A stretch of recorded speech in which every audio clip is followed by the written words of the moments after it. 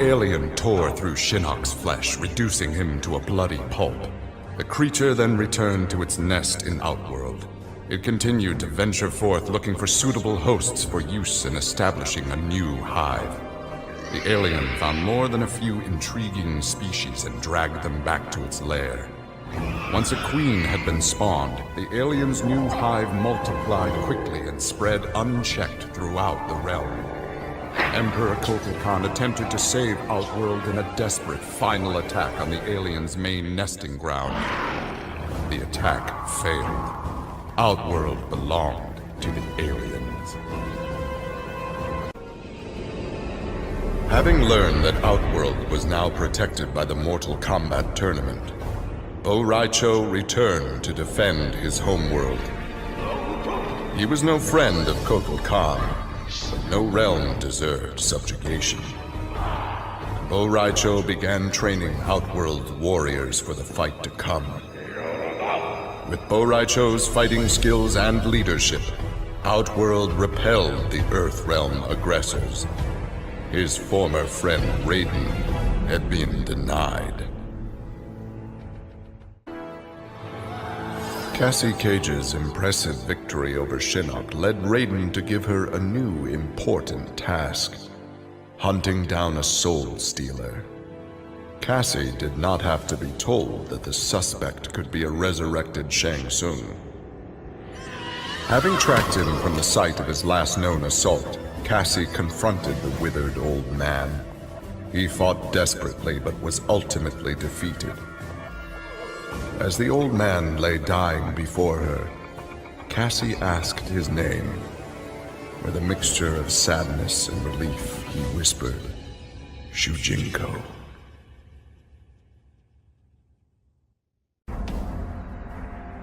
Devora's ultimate plan was not to destroy Shinnok, but to enslave him. She implanted larvae, her young, in his body to gestate. Having consumed the godlike power of their immortal host, Devora's offspring were unlike any Kaitin ever born. As they matured, they spread like locusts throughout the realms. Her army of Kaitin super drones brought glory to Devora, their beloved queen, and destruction to all. Alone once more, Ermac searched the labyrinthine corridors of Shao Kahn's old fortress, searching for the source of a faint voice calling to him. Suddenly, a wisp of dust brushed his chest, wrenching free one of his many souls. The dust took the form of a man who began to consume soul after soul. As the weakened Ermac stared helplessly, he recognized the mysterious figure. The sorcerer Shang Tsung, returned from death.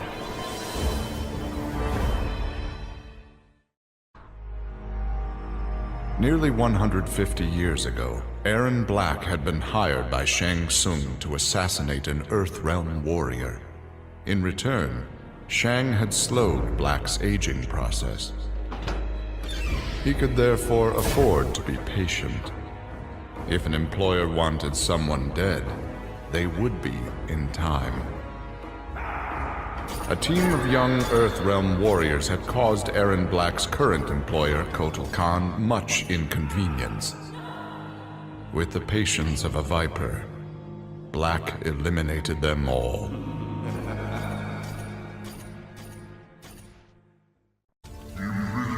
For many years, Farah and Tor were a symbiotic pair, as is natural with their species. But that bond was broken when Farah came of age and began the Great Transformation. Farah Tor returned to the Tarkatan Wastes, where Farah began her metamorphosis. The process took an agonizing 3 Outworld years, during which time Tor withered and died. Now a brute, Farah will be chosen by a rider. A new symbiotic pairing will be forged, and new battles will be won. The The Shokan had become outcasts for refusing to aid either side in the Outworld Civil War. But with the conflict over, Prince Goro decided to re-enter the political landscape. Kotal Khan's armies were weak from years of battle. Melina's rebels were scattered. It was an easy matter for the Shokan to seize control. The newly crowned Emperor Goro had his rivals exterminated. No Ashtek, Kaitin, Edenian, or Tarkatan would usurp his throne.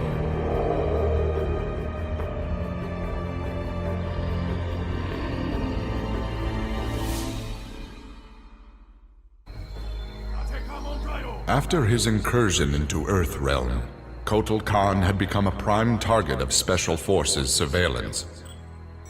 Jackie Briggs was assigned to monitor his activity. Jackie followed Kotal Khan to an equatorial jungle, where he entered a hidden pyramid. Inside, he retrieved a glowing crystal skull.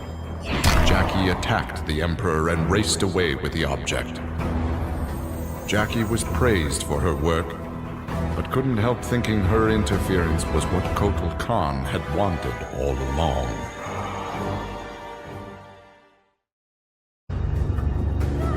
Like Scorpion, Jason Voorhees was a revenant.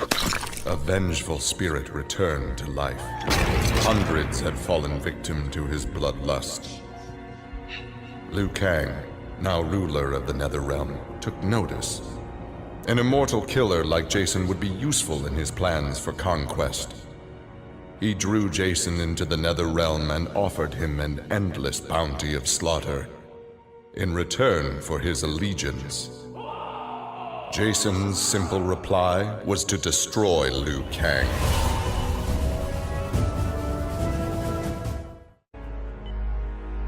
After Shinnok's fall, the hospitalized Johnny Cage asked Jax to fill in as leader of his squad.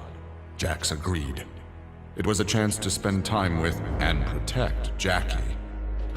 Boarding their transport after a routine mission, Jax's greatest fears were realized as the mercenary Aaron Black sprung from the cargo bay and fired on the young heroes. Fortunately for Jackie and company, Jax's quick reflexes and bulletproof arms deflected the assassin's rounds. Jax quickly subdued Black, then slipped into shock as a red stain engulfed his chest.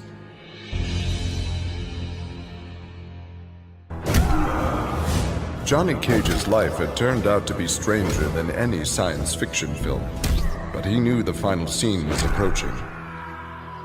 With Raiden's direction, Johnny was able to sail to Shang Tsung's abandoned island fortress, where his adventure had begun, to contemplate his future. Amid the rubble, Johnny found an ancient tome. Its pages revealed that Shang Tsung had unraveled the secret to Edenian long life. Johnny Cage's retirement would have to wait.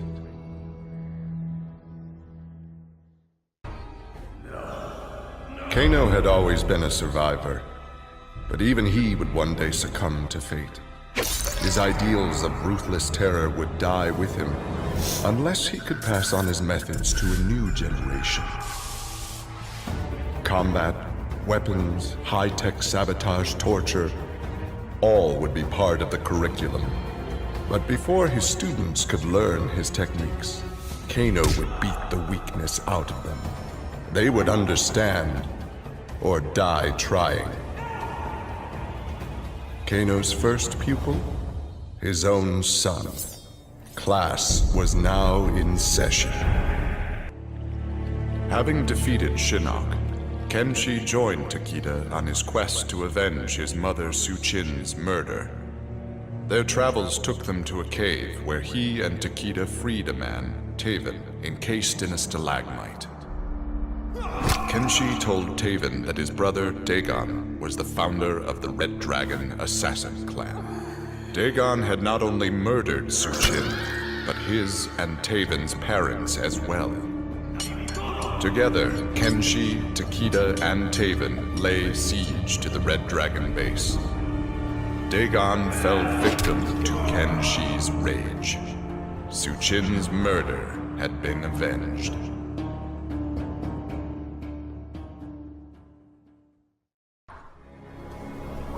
Kitana found herself walking the streets of a magnificent, shining city. This was Edenia, a realm freed from Outworld, and Kitana was its beautiful queen. This was the timeline unaltered by Raiden. Earthrealm had been destroyed by Shao Kahn, but Kitana had survived Armageddon and united the other realms to destroy him. Long-lasting peace was the result. Kitana awoke from this vision to find herself in the Nether Realm. She was not the queen of Edenia, but a revenant of hell, and she hated Raiden for it.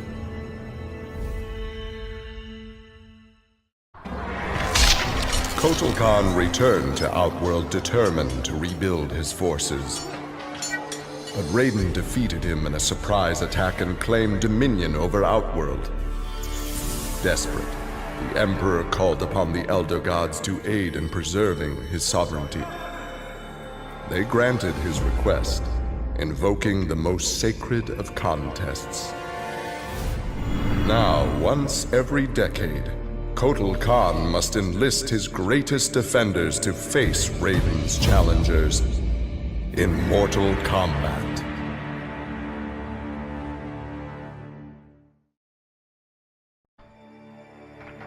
For his role in saving Earthrealm, Kung Jin's family created a statue in his likeness for inclusion in Raiden's revered collection. But Kung Jin's thoughts were with one no longer accepted by his family, Kung Lao. Kung Jin set out to locate his cousin and found him in the Nether Realm. Raiden believed Kung Lao's tortured soul was forever trapped without Quan Chi's magic to free him. But Kung Jin knew the Shaolin were stronger than any sorcerer's spell. He vowed to help Kung Lao fight off the evil that had remade him.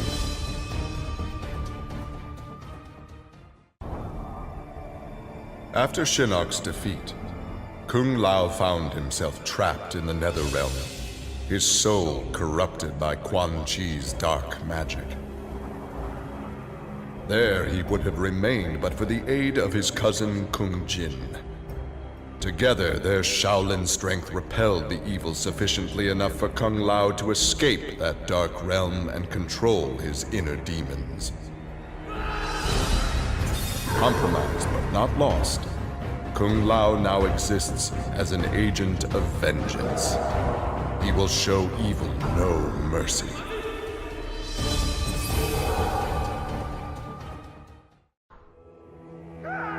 Leatherface had cut down the old man in the strange outfit.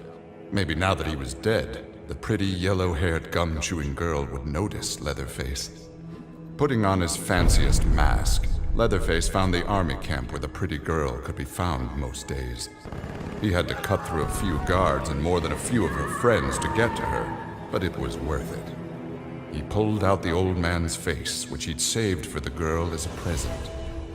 The girl didn't want the present, and she wasn't being nice. So Leatherface chopped her into tiny pieces for Drayton to use in his chili.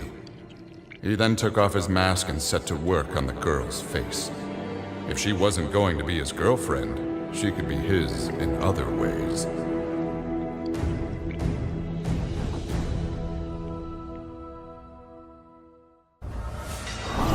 With Shinnok defeated, Liu Kang explored the Nether Realm, a world that, without Shinnok's controlling power, had descended into chaos. Liu Kang was no sorcerer or elder god, but his fighting skill was more than enough to beat Netherrealm's demons into submission. Liu Kang realized that Netherrealm was his for the taking, and that ruling appealed to him.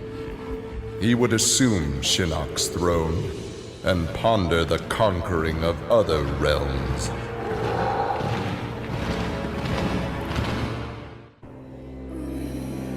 Overcome with exertion, Melina collapsed and felt her soul gliding through the ether. She awoke in an incubation chamber. Nearby were countless others, each containing an exact copy of her. Melina found she could read each being's mind and they hers. They quickly realized the benefit of so many fierce warriors sharing one mind. As they plotted revenge on their enemies, the architect of the Melina's awakening laughed quietly.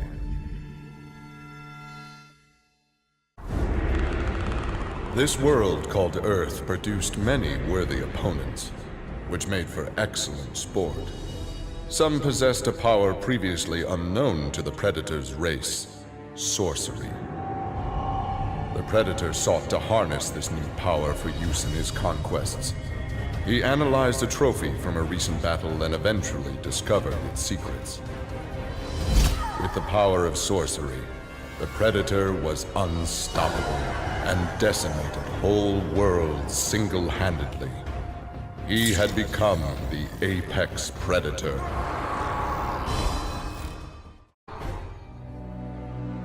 Quan Chi had long been a servant of Shinnok. His role in freeing him from imprisonment had not gone unnoticed by the Elder Gods. Shinnok was no longer a threat, but Quan Chi's actions had given rise to a new power. After much deliberation, the Elder Gods contrived a plan to rebalance this power before it grew further. Free will was burned from Quan Chi's soul and replaced with a single directive. He must kill Raiden. After millennia of fending off Earthrealm's enemies, Raiden began to wonder if defense was the best path to peace. In a change of tactics, Raiden and the Shirai Ryu attacked Kotal Khan's armies before they could rebuild. They decimated the Emperor's forces, leaving Outworld at their mercy. The victorious Raiden claimed dominion over Outworld. The first of many threats to Earthrealm had been removed.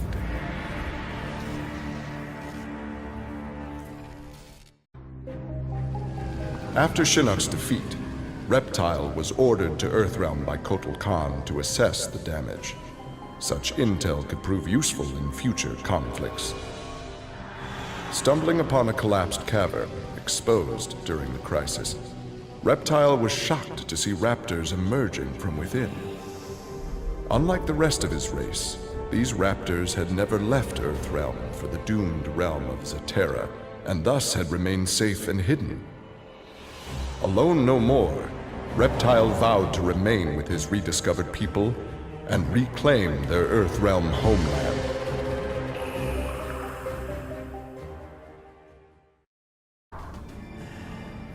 Remorse for his role in resurrecting Shinnok weighed heavily upon Scorpion's soul.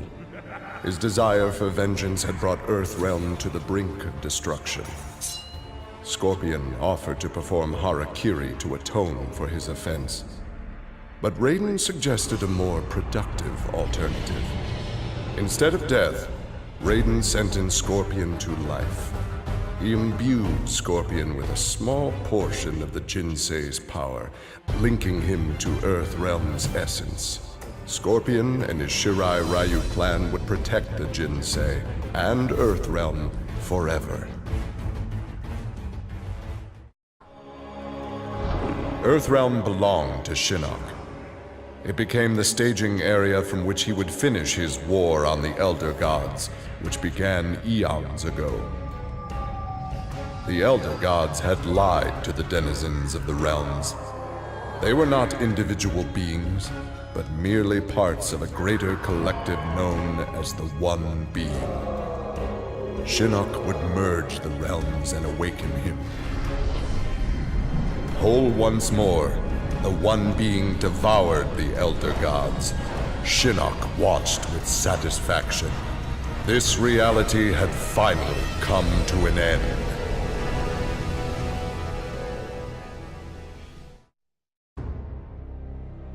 Exhausted by her ordeals, Sonya slipped into a deep sleep and began to dream. Kano held Jax and Cassie hostage. He made Sonya choose who would live and who would die. Seeing no way to free them both, she chose Cassie and screamed as Kano killed Jax before her eyes. Still screaming, she was awoken by Johnny. He had horrific news. Jax was dead by an assassin's bullet.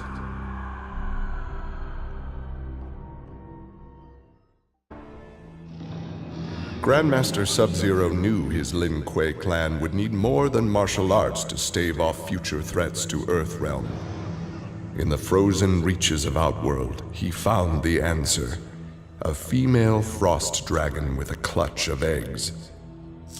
With his ability to freeze, Sub-Zero hatched the Dragonlings. They accepted their Lin Kuei masters and their training as combat mounts. With a force of dragon riders, the Lin Kuei's ferocity became legend. None dared risk conflict with Earthrealm.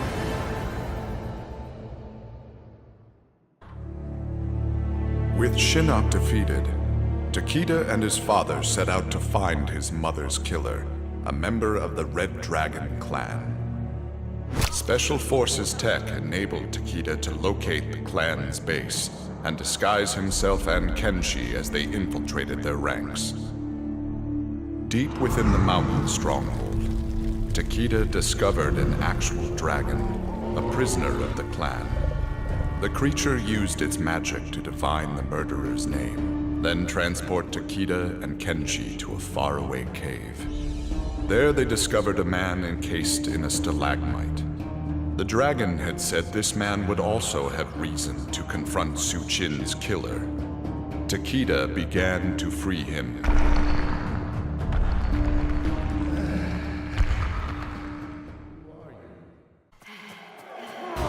With Melina executed, Tanya's dreams of a free Edenia seemed dead as well. She and the other rebels were fugitives from Kotal Khan's justice. Her fellow Edenian, Rain, had proved a powerful ally and a satisfactory consort, but he had become useless to her. In exchange for leniency, Tanya informed the Khan of Rain's whereabouts.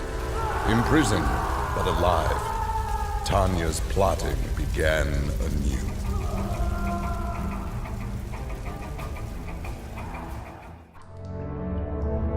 Standing over Shinnok, Tremor reveled in his power. Much had changed since the Black Dragon's excursion to the Dream Realm. Kano had sent Tremor's team there to retrieve a psych bomb to be used in Kano's theft of Shinnok's amulet. Exposure to that realm had increased Tremor's power and expanded his mind. He would evolve into an earth elemental, a demigod whose power would rival that of Raiden and Fujin.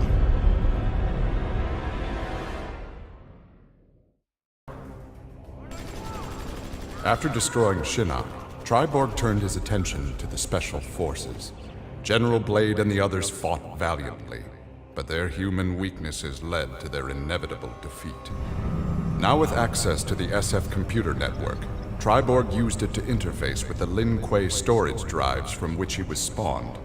He saved the brainwave data of dozens of his Lin Kuei brothers and sisters to the SF servers. The SF laboratories provided the materials necessary for Triborg to create cybernetic bodies for each one. Soon the downloads were complete. The Cyber Lin Kuei had been reformed. But because Sub-Zero had forever sullied the clan's name, Triborg decided to begin anew. He would henceforth be known as the leader of the deadliest clan in all the realms, the Takunin.